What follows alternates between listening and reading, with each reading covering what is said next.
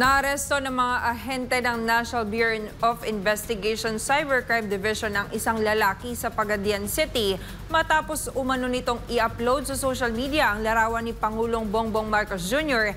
na may caption na headshot.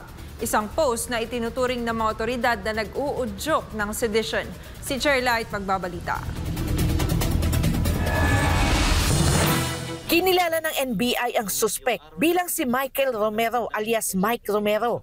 Ayon sa ulat ng NBI Public Relations and Information Division, inaresto siya noong Oktubre 7, 2025. Batay sa investigasyon, nag-viral sa social media ang Facebook post ni Romero na may nakasulat na headshot sa larawan ni Pangulong Marcos Jr. kung saan makikita ang isang pulang araw na tila nakatutok sa ulo ng Pangulo. Dahil dito, agad nagsagawa ng masusing cyber patrolling ang NBI-CCD upang matukoy ang pinagmula ng naturang post. Noong Oktubre 6, nagtungo sa Pagadian City ang mga operatiba ng NBI-CCD kasama ang mga tauhan ng NBI Pagadian District Office o NBI Pagdo upang ikasa ang operasyon laban kay Romero. Matapos ang serye ng surveillance operations, natunto nila ang bahay ng suspek. Sa pagharap ng mga ahente, inamin mismo ni Romero na siya ang may-ari ng Facebook account na Mike Romero. Dahil dito, agad siyang inaresto. Binasa ang kanyang mga karapatan at dinala sa NBI-CCD office sa Pasay City para sa karampatang booking procedures. Paliwanag ni Romero, wala siyang intensyong magbanta sa buhay ng Pangulo at tanging ang headshot na larawan lamang umano ang kanyang ipinost. Yun lang talaga yung araw na yun, yung nakalagay na headshot sa word na po, yun lang po.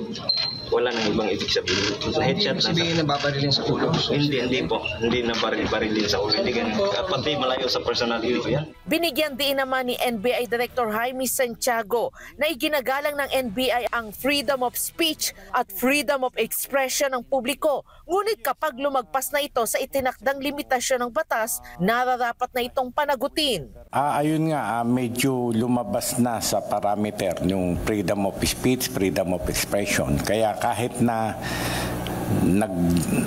second thought siya at inalis niya, ay nakomit na. So, kailangan siya magpaliwanag bakit niya nagawa yun. Muling nananawagan si Santiago sa publiko na maging responsable sa paggamit ng social media at iwasan ang pagpapakalat ng mga mapanira o mapanganib na nilalaman online. Karapatan nila yun. Freedom of speech, freedom of expression. Pero mayroon ngang parameter. Pagka lumalampas ka na doon, hindi na tungkol sa iyong pagko-comment against the government, against a certain person, kailangan ng kalusin. Nahaharap si Romero sa mga kasong inciting to sedition sa ilalim ng Article 142 ng Revised Penal Code kaugnay ng paglabag sa Republic Act No. 10175 o Cybercrime Prevention Act of 2012. Para sa Diyos at sa Pilipinas kung mahal, Chairlight, SMNA News.